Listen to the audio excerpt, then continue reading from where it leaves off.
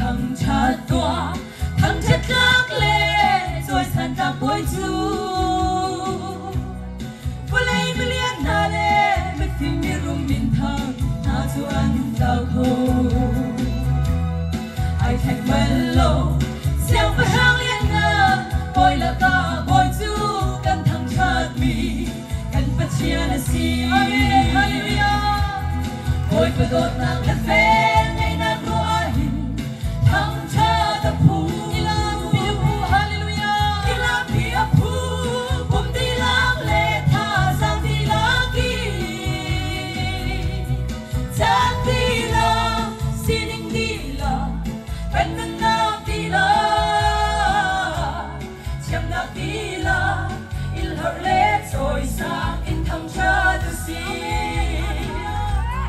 ôi bất thăng cha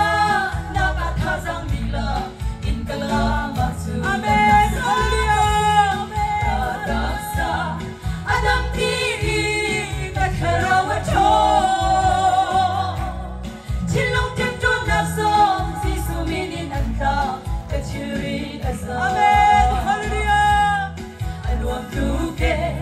long na kin ka kha min luat kan si kan boy ba su thằng chi lu si amen hallelujah ôi vừa đốt nàng lên phê ngày na rua hin thằng cha đã pu ila pia pu bum đi lang lệ tha sao đi lagi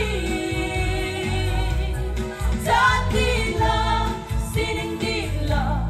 cần na đi la chiam na đi la il hore rồi sa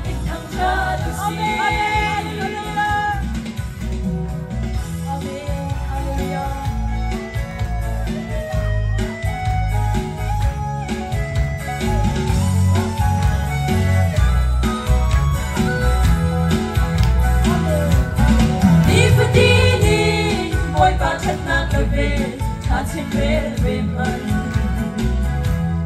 thằng cha lâu